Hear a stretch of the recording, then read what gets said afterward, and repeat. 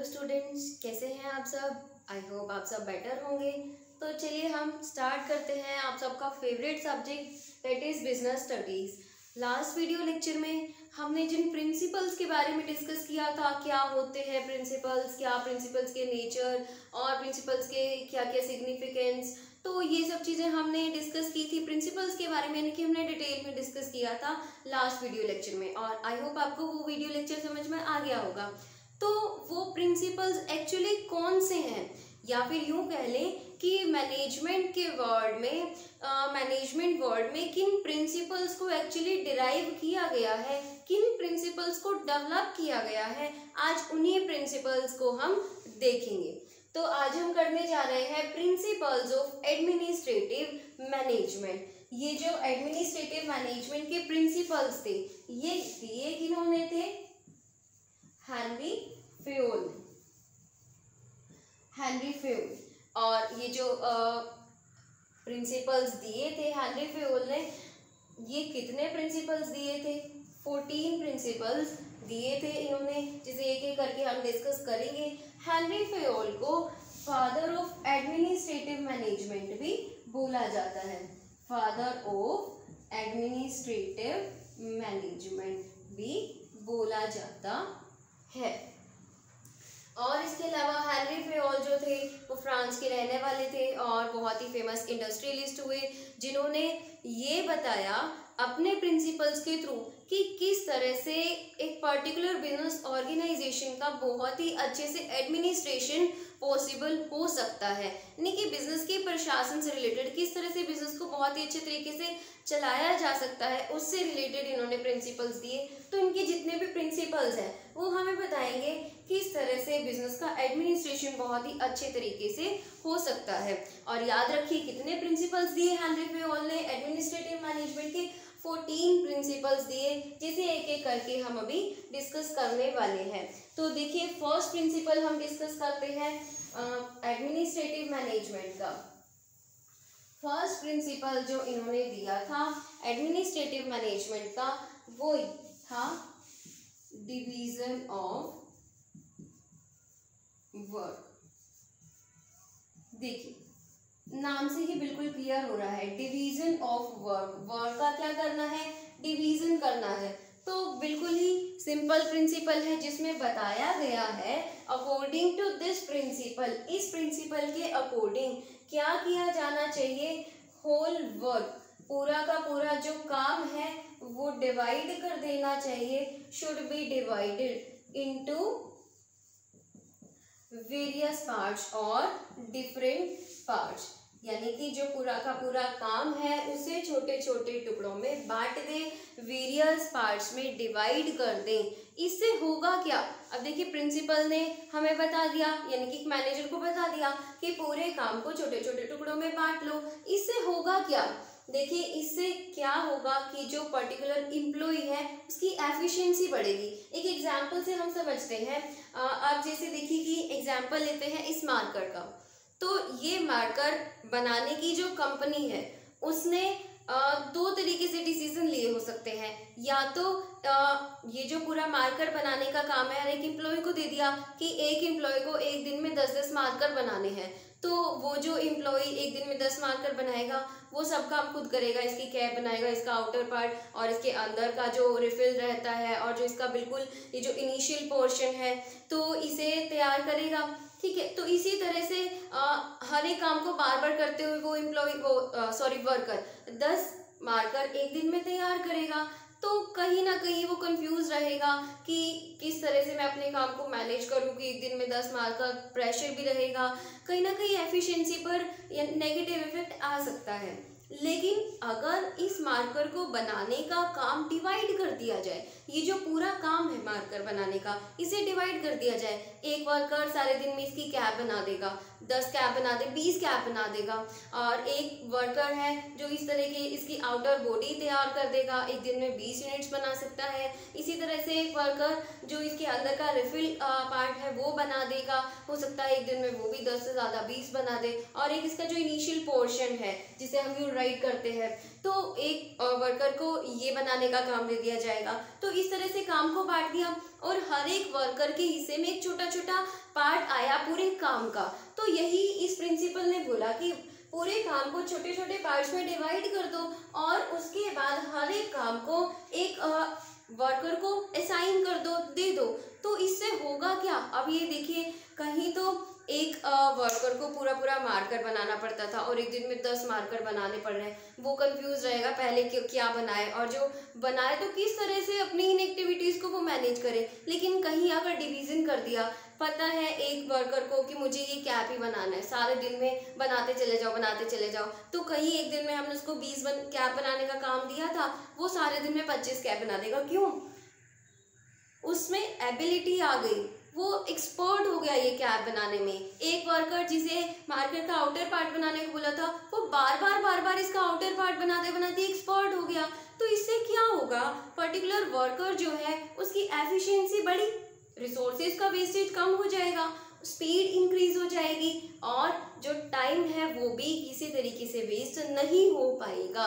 तो ये है हमारा first principle, division of work, जिसमें क्या बोला गया, काम को whole work should be divided into various parts and each part of particular work is assigned to a worker, जिससे कि उस वर्कर की एफिशिएंसी बढ़ेगी, एक्सपर्ट हो जाएगा वो वर्कर। चलिए हम देखते हैं कि ये जो प्रिंसिपल है डिवीजन ऑफ वर्क, क्या इसके पॉजिटिव इफेक्ट्स हैं और क्या इसके वॉयलेटिंग इफेक्ट्स हैं। तो सबसे पहले हम देखते हैं पॉजिटिव इफेक्ट्स क्या होंगे अगर इस प्रिंसिपल को एडॉप्ट किया जाता है किसी पर्टिकुलर ऑर्गेनाइजेशन में। तो क्या एडवांटेजेस होंगे, क्या पॉजिटिव इफेक्ट्स होंगे। सबसे पहला जो हमने पढ़ा कि जो एम्प्लॉय है वो क्या हो जाए, जो वर्कर है वो क्या हो जाएगा, एक्सपर्ट हो जाएगा, ठीक है, स्पेशलाइज हो जाएगा काम को करने में। सेकंड क्या होगा, एफिशिएंसी बढ़ेगी, एफिशिएंसी बढ़ जाएगी, ठीक है। थर्ड और क्या हो सकता है, हमने अभी देखा लेस टाइम रिक्वायर्ड, यानी कि कम टाइम की जरूरत होगी, वो कम टाइम में ही जितना काम हमने उसे बोला था उतना काम कर देगा। यानी कि जैसे कि अगर हमने बोल दिया कि एक दिन में 20 कैप बनाना है किसी वर्कर को, तो वो इतना एक्सपर्ट हो गए कैप बनाने में, वो आधे दिन में ही 20 कैप बनाता है, तो टाइम की जरूरत कम हुई, यानी कि हमारा टाइम सेव हो गया। और क्या हो सकता है, जो काम होगा वो स्पीडली पॉसिबल है, स्पीडली काम हो जाएगा। इस तरह से ये पॉजिटिव इफेक्ट्स रहेंगे डिवीजन ऑफ वर्क प्रिंसिपल के। अब इसके वॉयलेटिंग इफेक्ट्स क्या हो सकते हैं। अब यहाँ पर एक बात जो नोटिस करने वाली है कि कोई भी पर्टिकुलर प्रिंसिपल को जब आप प्रेजेंट कर रहे हैं अपने एग्जाम्स में या नॉर्मली जो आपके क्लास टेस्ट होते हैं उनमें भी, तो आपको क्या करना होता है, एक पर्टिकुलर प्रिंसिपल को इस तरीके से डिफाइन करना होगा। हो सके तो इससे रिलेटेड एक एग्जाम्पल डाल दीजिए, उसके बाद आपको उस पर्टिकुलर प्रिंसिपल के पॉजिटिव इफेक्ट्स बताने होते हैं और वॉयलेटिंग इफेक्ट्स बताने होते हैं। तो बच्चे गलती क्या करते हैं, पॉजिटिव इफेक्ट्स को तो पॉजिटिव इफेक्ट्स लिखा, लेकिन जब वॉयलेटिंग इफेक्ट्स लिखने की बारी आती है तो वो वॉयलेटिंग इफेक्ट्स की बजाय लिखते हैं नेगेटिव इफेक्ट्स। अब देखिए फर्क है दो बातों में। अगर बोला जाए यहाँ डिवीजन ऑफ वर्क के नेगेटिव इफेक्ट्स, तो क्या होगा उसका एक्चुअल मीनिंग कि डिवीजन ऑफ वर्क को अडॉप्ट करने से क्या क्या नेगेटिव चीजें होंगी, लेकिन ऐसा तो कुछ है ही नहीं। इस प्रिंसिपल को अडॉप्ट करके कुछ नेगेटिव चीजें तो हो ही नहीं सकती। हाँ, वॉयलेटिंग इफेक्ट जरूर हो सकते हैं कि अगर इस प्रिंसिपल को अडॉप्ट नहीं किया जा रहा तब क्या चीजें हो सकती हैं एक पर्टिकुलर ऑर्गेनाइजेशन में। तो अगर इस प्रिंसिपल को अडॉप्ट नहीं करें तो क्या होगा, देखिए ये जो हमने पॉजिटिव इफेक्ट्स पढ़ी इसका अपोजिट हो जाएगा। यहाँ पर जो वर्कर था वो एक्सपर्ट हो रहा था, मतलब स्पेशलाइज हो रहा था काम को कर करके। अब यहाँ पर जो स्पेशलाइजेशन का जो बेनिफिट है वो नहीं मिलेगा, स्पेशलाइजेशन का बेनिफिट नहीं मिल पाएगा। फर्स्ट वॉयलेटिंग इफेक्ट ये हो गया। सेकेंड वॉयलेटिंग इफेक्ट क्या होगा, ज्यादा टाइम लगेगा काम को पूरा करने में और जो एफिशिएंसी है वो भी क्या होगी, कहीं ना कहीं कम होती चली जाएगी, एफिशिएंसी रिमूव हो जाएगी। और क्या हो सकता है, जो काम को करने की स्पीड है वो भी प्रॉपरली नहीं बन पाएगी, क्योंकि अलग अलग सीरीज में काम को परफॉर्म करना पड़ेगा अगर इस प्रिंसिपल को हम फॉलो नहीं करते हैं। तो ये था हमारा फर्स्ट प्रिंसिपल एडमिनिस्ट्रेटिव मैनेजमेंट का, जिसे दिया था किसने, हेनरी फेयोल ने, और जो कि था डिवीजन ऑफ वर्क, जिसमें क्या बोला गया, whole work should be divided into various parts, पूरे काम को छोटे छोटे टुकड़ों में बांट दो और काम का हर एक पार्ट एक पर्टिकुलर वर्कर को करने को दे दिया जाए। तो इसके क्या इफेक्ट्स रहेंगे, पॉजिटिव इफेक्ट्स क्या रहेंगे, एक्सपर्ट हो जाएंगे वर्कर्स, यानी कि स्पेशलाइजेशन उन्हें मिल जाएगा, एफिशिएंसी बढ़ेगी, कम टाइम चाहिए, स्पीड बढ़ेगी। और वॉलेटिंग इफेक्ट्स अगर अडॉप्ट नहीं करते तो क्या होगा, स्पेशलाइजेशन नहीं होगा, ज़्यादा टाइम लगेगा, एफिशिएंसी नेगेटिवली अफेक्ट होगी और स्पीड भी क्या है, नहीं बन पाएगी। तो ये था हमारा फर्स्ट प्रिंसिपल। चलिए देखते हैं नेक्स्ट प्रिंसिपल एडमिनिस्ट्रेटिव मैनेजमेंट का। Second principle of administrative management given by whom, Henry Fayol.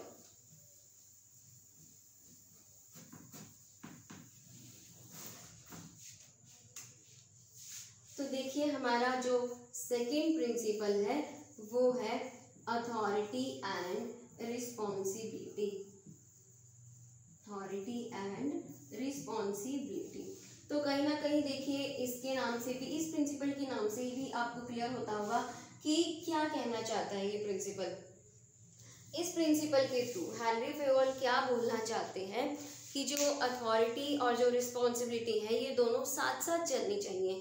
अगर किसी एम्प्लॉय को, किसी वर्कर को काम को करने के लिए रिस्पॉन्सिबल बनाया गया है, अगर किसी वर्कर को रिस्पॉन्सिबिलिटी दे दी कि आपको इतना काम करना है इतने टाइम तक, तो उसके पास कुछ एक अथॉरिटी भी होनी चाहिए ना। अभी जैसे हमने लास्ट प्रिंसिपल के लिए जो एग्जांपल लिया था कि एक पर्टिकुलर एम्प्लॉय को काम दे दिया कि ये जो मार्कर का आउटर पार्ट है ये उसे प्रिपेयर करना है, उसे बनाना है, एक दिन में उसे 20 यूनिट बनाने हैं। तो एक दिन में 20 यूनिट बनाने के लिए 20 यूनिट मार्कर के आउटर पार्ट को बनाने के लिए क्या चाहिए उस वर्कर को, प्लास्टिक, मतलब ये जो भी रॉ मटेरियल जो भी यूज किया जाता है मार्कर के आउटर पार्ट को बनाने के लिए वो सब चाहिए। तो उसे अथॉरिटी होनी चाहिए कि वो स्टोर कीपर से जितना भी रॉ मटेरियल उसे चाहिए उतना रॉ मटेरियल इशू करा सके, मतलब ले सके। हमने रिस्पॉन्सिबिलिटी दे दी एक दिन में मार्कर के 20 आउटर पार्ट तैयार होने चाहिए, लेकिन बेचारे वर्कर को रॉ मटेरियल तो अवेलेबल कराया ही नहीं, या फिर उसे अथॉरिटी दी ही नहीं कि स्टोर कीपर से वो रॉ मटेरियल इशू करा सके। तो क्या वो अपनी रिस्पॉन्सिबिलिटी को पूरा कर पाएगा? नहीं कर पाएगा। तो इस प्रिंसिपल के थ्रू क्या बोला हेनरी फेयोल ने कि अगर किसी एम्प्लॉय को या वर्कर को रिस्पॉन्सिबिलिटी दी जा रही है तो उस रिस्पॉन्सिबिलिटी से रिलेटेड प्रॉपर अथॉरिटी भी दी जानी चाहिए। Proper authority should be given, proper authority should be given to a particular employ और worker to discharge his responsibility. अपनी रिस्पॉन्सिबिलिटी को डिस्चार्ज करने के लिए उस वर्कर को क्या चाहिए, उसके हाथ में कुछ एक अथॉरिटी होनी चाहिए। अगर अथॉरिटी ही नहीं है, सोचो वर्कर को बोल दिया 20 यूनिट या आउटर पार्ट बना देना, लेकिन उसे कहा ही नहीं, उसे बोला कि तुम स्टोर कीपर से ये जो रॉ मटेरियल है ये इशू नहीं करा सकते, तुम्हें मैनेजर की परमिशन लेनी पड़ेगी। अब काम करना स्टार्ट किया, 2-4 यूनिट्स बने और उसके बाद क्या चेक किया कि रॉ मटेरियल तो और है ही नहीं, स्टोर कीपर से लेना पड़ेगा। तो चलो जी मैनेजर से परमिशन लेने गए। जब मैनेजर से परमिशन लेने गए कि हमें लिख कर दो जी ताकि स्टोर कीपर ये आउटर पार्ट के लिए रॉ मटेरियल देगा, तो पता चला मैनेजर किसी काम के लिए बाहर गया है और शाम तक जब मैनेजर लौटा तो वर्कर बेचारा खाली बैठा 2-4 यूनिट बना करके। अब मैनेजर डांट लगाएगा कि क्यों भाई 20 यूनिट क्यों नहीं बनाए। एक्चुअली क्या अब वो वर्कर कम काम के लिए रिस्पॉन्सिबल है? बिल्कुल नहीं है। क्यों? क्योंकि अथॉरिटी ही नहीं दी गई। जब तक अथॉरिटी नहीं दी जा रही है काम को करने की, रिस्पॉन्सिबिलिटी को डिस्चार्ज करने की, तब तक कोई भी वर्कर या एम्प्लॉई अपनी जो काम को पूरा करने के लिए रिस्पॉन्सिबल नहीं ठहराया जा सकता। तो समझ में आया सेकंड प्रिंसिपल का कंसेप्ट। तो हम देखते हैं कि इस प्रिंसिपल के क्या पॉजिटिव इफेक्ट्स हैं और क्या नेगेटिव इफेक्ट्स हैं। पॉजिटिव इफेक्ट्स क्या होंगे? देखिए, जो हमारे वर्कर्स हैं, जो हमारे एम्प्लॉयज हैं, उनका कॉन्फिडेंस बढ़ेगा। कॉन्फिडेंस कैसे बढ़ेगा? कि अगर उस वर्कर को बोल दिया, अरे भाई तुम्हें रॉ मटेरियल चाहिए तो जाकर स्टोर कीपर से इशू करवा लेना, अब वो वर्कर बेचारा खुश हो गया कि मालिक मुझ पर भरोसा कर रहा है, मतलब मैनेजर मुझ पर भरोसा कर रहा है, तो कॉन्फिडेंस बढ़ेगा। Increase in confidence of worker और एम्प्लॉयज, या फिर सीधा ही लिख सकते हैं increasing confidence of subordinates. Clear? अब और क्या पॉजिटिव इफेक्ट हो सकता है इसका? कि देखिए, एक तो कॉन्फिडेंस बढ़ गया सबऑर्डिनेट्स में, दूसरा एफिशिएंसी बढ़ेगी, उनकी काम को अच्छे तरीके से कर सकते हैं, इंक्रीज इन एफिशिएंसी। और क्या हो सकता है? देखिए, और हो सकता है अकाउंटेबिलिटी को फिक्स किया जा सकता है, यानी कि 20 यूनिट्स अगर बनाने को कहे थे, 20 यूनिट्स बनाने के लिए अगर रिस्पॉन्सिबल बनाया था सबऑर्डिनेट को, तो अगर सबऑर्डिनेट ने 20 यूनिट्स नहीं बनाए, कि वर्कर ने 20 यूनिट्स नहीं बनाए, तो अगर प्रॉपर अथॉरिटी दी गई थी काम को करने से रिलेटेड, तो उसके लिए रिस्पॉन्सिबल ठहराया जा सकता है। वो पर्टिकुलर वर्कर आंसरेबल होगा कि उसने काम पूरा नहीं किया, तो क्यों नहीं किया, उसे प्रॉपर रीजन देना पड़ेगा। तो अकाउंटेबिलिटी फिक्स की जा सकती है। अकाउंटेबिलिटी आंसरेबिलिटी को भी कहते हैं कि आपको आंसर देना पड़ेगा अगर आपने काम पूरा नहीं किया है। तो ये पॉजिटिव इफेक्ट्स रहेंगे सबऑर्डिनेट्स का, यानी कि वर्कर्स का कॉन्फिडेंस इंक्रीज होगा, ठीक है, एफिशिएंसी बढ़ेगी, एफिशिएंसी इंप्रूव होगी, अकाउंटेबिलिटी को इजीली फिक्स किया जा सकता है, और इसके अलावा जो गोल्स हैं हमारी ऑर्गेनाइजेशन के, उन्हें इजीली अचीव किया जा सकता है। अब इसके अलावा हम देख लेते हैं हमारे वॉलेटिंग इफेक्ट्स। क्या क्या वॉलेटिंग इफेक्ट्स रहेंगे अगर इस प्रिंसिपल को फॉलो नहीं किया जाता? तब क्या क्या वॉलेटिंग इफेक्ट्स हो सकते हैं? सबसे पहला तो जो हमारे वर्कर्स हैं वो अपना कॉन्फिडेंस खो देंगे, उनमें कॉन्फिडेंस ही नहीं रहेगा काम को करने का, क्योंकि उन्हें लगेगा कि उन पर विश्वास ही नहीं किया जा रहा है ऑर्गेनाइजेशन में, ठीक है। अब दूसरा क्या होगा कि जो अकाउंटेबिलिटी है उसे फिक्स नहीं किया जा सकता, यानी कि काम को पूरा करने के लिए रिस्पॉन्सिबिलिटी दी थी, लेकिन वो रिस्पॉन्सिबिलिटी को जो वर्कर्स है वो कर ही नहीं सकते, यानी कि मतलब कर भी लेंगे लेकिन अकाउंटेबल नहीं है, आंसरेबल नहीं है। अगर किसी सिचुएशन में काम नहीं कर पाए तो उनसे आंसर नहीं मांगा जाएगा कि आपने काम पूरा नहीं किया, तो क्यों नहीं किया, तो अकाउंटेबिलिटी को फिक्स नहीं किया जा सकता। कैन नॉट फिक्स अकाउंटेबिलिटी, ठीक है। और क्या हो सकता है कि अब यहाँ पर इस प्रिंसिपल में हमें बताया गया एक और बात कि रिस्पॉन्सिबिलिटी जितनी दी गई है उतनी ही अथॉरिटी दी जाए, ठीक है। ये बात भी ये प्रिंसिपल फॉलो करने को बोलता है कि जितनी रिस्पॉन्सिबिलिटी दी गई उतनी ही अथॉरिटी दी जानी चाहिए, ना कम ना ज़्यादा। तो अगर इस प्रिंसिपल को फॉलो नहीं करते और अथॉरिटी ज़्यादा दे दी, ज़रूरत से ज़्यादा ही अथॉरिटी दे दी, तो क्या होगा कि जो अथॉरिटी दी गई है उसका मिसयूज किया जा सकता है वर्कर्स के द्वारा। या फिर अगर अथॉरिटी कम दी है, अगर अथॉरिटी कम दी है तो क्या हो सकता है, काम को हो सकता है पूरा करने में दिक्कत आए, डिफिकल्टी इन अचीविंग ऑब्जेक्टिव।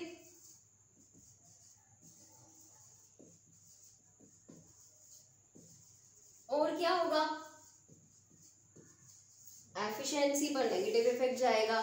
तो इस तरह के पॉजिटिव इफेक्ट्स और नेगेटिव इफेक्ट्स हो सकते हैं। तो फिर से एक बार हम डिस्कस करते हैं अथॉरिटी एंड रिस्पॉन्सिबिलिटी को, कि अगर किसी पर्सन को रिस्पॉन्सिबल बनाया गया है किसी काम को पूरा करने के लिए, तो उससे रिलेटेड उस पर्सन को, उस एम्प्लॉय को, उस वर्कर को अथॉरिटी, प्रॉपर अथॉरिटी दी जानी चाहिए। जितनी रिस्पॉन्सिबिलिटी दी गई है उतनी अथॉरिटी होनी चाहिए। तो इसके पॉजिटिव इफेक्ट्स क्या रहेंगे, कॉन्फिडेंस बढ़ेगा वर्कर्स का, सबऑर्डिनेट्स का, एफिशिएंसी बढ़ेगी, अकाउंटेबिलिटी को फिक्स किया जा सकता है, और जो हमारे ऑर्गेनाइजेशनल ऑब्जेक्टिव्स हैं उन्हें इजीली अचीव किया जा सकता है। अब वॉलेटिंग इफेक्ट्स क्या रहेंगे, कॉन्फिडेंस इनका खत्म हो जाएगा, ठीक है। सेकेंड, अकाउंटेबिलिटी को फिक्स नहीं किया जा सकता। मिसयूज, अगर अथॉरिटी ज़्यादा दे दी तो वो अथॉरिटी का मिसयूज कर सकते हैं, अगर अथॉरिटी कम दे दी तो जो काम बोला गया था करने को, मतलब जो रिस्पॉन्सिबिलिटी डिस्चार्ज करनी है उसके लिए बहुत ही डिफिकल्टीज फेस करनी पड़ेंगी हमारे जो एम्प्लॉयज़ हैं, हमारे जो वर्कर्स हैं उनको।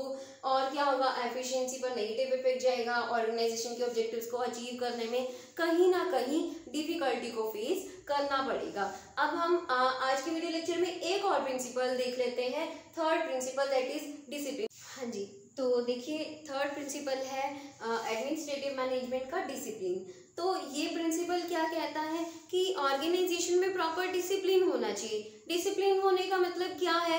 देखिए अगर हम बोले कि डिसिप्लिन मेंटेन करिए, तो डिसिप्लिन मेंटेन करने का मतलब क्या है? जो बातें आपको कही जा रही है आप उसे फॉलो करें, जो आपके लिए रूल्स बनाए गए हैं आप उन रूल्स के अकॉर्डिंग काम करें, ठीक है। तो इसी तरीके से ये डिसिप्लिन है। तो अगर एक ऑर्गेनाइजेशन को डिसिप्लिन होना है तो उसके लिए क्या होना चाहिए?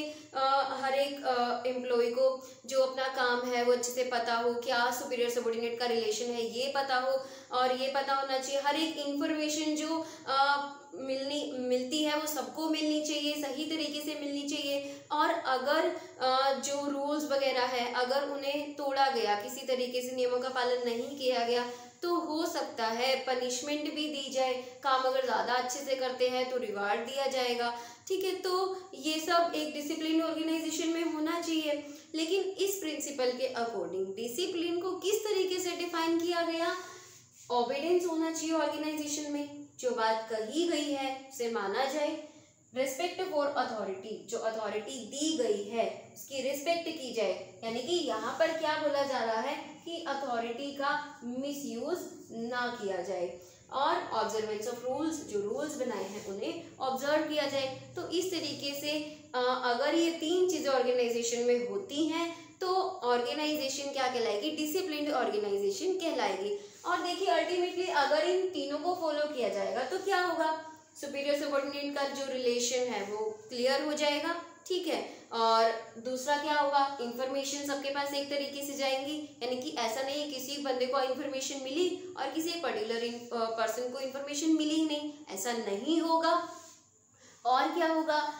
रिवार्ड एंड पनिशमेंट का भी एनवायरनमेंट हो सकता है कि आपने अगर काम अच्छा किया तो आपको रिवार्ड मिलेगा, अगर आपने काम बुरा किया तो हो सकता है आपको पनिशमेंट दी जाए, ठीक है। तो इस तरीके से हमारी ऑर्गेनाइजेशन डिसिप्लिन ऑर्गेनाइजेशन कहलाएगी अगर इस प्रिंसिपल को फॉलो करते हैं तो क्या पॉजिटिव इफेक्ट्स होंगे अगर इस प्रिंसिपल को फॉलो किया जाता है? पॉजिटिव इफेक्ट्स देखते हैं। बेटर रेपुटेशन, अगर एक ऑर्गेनाइजेशन में प्रॉपर डिसिप्लिन मेंटेन किया जाता है तो उस ऑर्गेनाइजेशन की जो रेपुटेशन है वो बहुत ही अच्छी हो जाएगी। इंक्रीज इन एफिशिएंसी, जो एम्प्लॉयज़ हैं उनकी एफिशिएंसी बढ़ेगी। क्यों? क्योंकि प्रॉपर जो रिलेशंस है वो मतलब क्लियरली डिफाइंड है। और दूसरा रिवार्ड एंड पनिशमेंट का जो एनवायरनमेंट है उससे एफिशिएंसी इंक्रीज होती है। काम ज़्यादा अच्छा करेंगे तो हमें रिवार्ड मिलेगा, ठीक है। काम नहीं किया तो हमें पनिशमेंट मिल सकती है। और बेटर रिलेशंस, जो रिलेशंस है among various employees in the organisation वो बहुत ही अच्छे हो जाएंगे। वायलेटिंग इफेक्ट्स, अगर इस प्रिंसिपल को फॉलो नहीं किया जाता, डिक्लाइनिंग रेपुटेशन खराब हो जाएगी ऑर्गेनाइजेशन की। क्यों? क्योंकि कॉन्फ्लिक्ट्स होंगे, ठीक है। इंफॉर्मेशन पास आउट नहीं होती अच्छे से तो हो सकता है जो एम्प्लॉयज़ हैं वो छोड़कर चले जाए हमारी ऑर्गेनाइजेशन को। रिवार्ड पनिशमेंट का एनवायरनमेंट नहीं है, ठीक है। अगर रूल्स को ऑब्जर्व नहीं करते हैं, रूल्स को फॉलो नहीं करते हैं तो उसके लिए अगर कोई प्रोविज़न नहीं बनाया गया रिवार्ड पनिशमेंट का या कुछ भी अगर प्रोविज़न ऐसा नहीं है तो ऐसे में क्या होगा? जो हमारे अच्छे एम्प्लॉयज़ हैं वो छोड़कर जाने लगेंगे। उन्हें लगेगा कि क्या फ़ायदा इस ऑर्गेनाइजेशन में लॉयल रहकर, ऑनेस्ट रहकर, जब उन लोगों को भी वैसे ही ट्रीट किया जा रहा है जो लॉयल नहीं है, जो ऑनेस्ट नहीं है, और हमको भी वैसे ही ट्रीट किया जा रहा है, तो इस ऑर्गेनाइजेशन में रहने का तो कोई फ़ायदा ही नहीं है। तो वो लोग कहीं ना कहीं ऑर्गेनाइजेशन को छोड़कर चले जाएंगे तो हमारी ऑर्गेनाइजेशन की जो रेपुटेशन है वो डिक्लाइन हो जाएगी, गिर जाएगी। And atmosphere of doubt, information सही से पास आउट नहीं हो रही है तो डाउट बना रहेगा। रूल्स को अगर फॉलो नहीं किया तो क्या होगा? एक तरह का डाउट है। चलो एम्प्लॉयज़, कुछ एक एम्प्लॉयज़ सोचेंगे चलो एक आध रूल को मतलब ऑब्जर्व नहीं करते हैं, रूल्स तोड़ करके देखते हैं क्या होता है, क्योंकि उन्हें प्रॉपर पता ही नहीं, इन्फॉर्मेशन ही नहीं है कि अगर रूल्स को फॉलो नहीं किया तो क्या होगा। तो डाउटफुल एटमोसफियर रहेगा जिसमें एम्प्लॉयज़ को, वर्कर्स को नहीं पता क्या करना है और क्या नहीं करना है, और अगर क्या नहीं कर पाए तो क्या होगा, क्या कर दिया तो क्या होगा। तो डाउटफुल एटमोसफियर है। हाइट ऑफ डिसऑर्डर, जब इन्फॉर्मेशन ही नहीं मिली, पता ही नहीं क्या करना है, काम बताया ही नहीं गया अच्छे से, रिलेशंस डिफाइन ही नहीं किए गए, सबऑर्डिनेट को पता ही नहीं मेरा सुपीरियर कौन है, तो ऐसे में जो काम है हमारा वो प्रॉपरली नहीं हो पाएगा, तो ऑर्गेनाइजेशन का ऑब्जेक्टिव अल्टीमेटली अचीव नहीं किया जा सकता। तो इस तरीके से हमने हेनरी फुएल के 14 प्रिंसिपल्स में से 3 प्रिंसिपल्स अभी इस वीडियो लेक्चर में डिस्कस किए। इसी तरीके से जो हमारे नेक्स्ट वीडियो लेक्चर्स रहेंगे उनमें हम इन 14 प्रिंसिपल्स को डिस्कस करेंगे। याद रखिए स्टूडेंट्स, ये मोस्ट इंपॉर्टेंट चैप्टर है। हेनरी फुएल के जो 14 प्रिंसिपल्स हैं मोस्ट इंपॉर्टेंट टॉपिक है, तो बहुत ही अच्छे से इसे कवर करें, बिल्कुल लाइटली ना लें। तो आई होप आपको ये बिल्कुल अच्छे से समझ में आया होगा। और फिर से अगर आपको नहीं समझ में आया कमेंट सेक्शन में आप डाल सकते हैं, आपके कमेंट्स का हम रिप्लाई करेंगे ताकि आपके अंदर इस टॉपिक से रिलेटेड किसी भी तरह का कोई भी डाउट ना रहे। तो keep study and keep watching our videos. Thank you.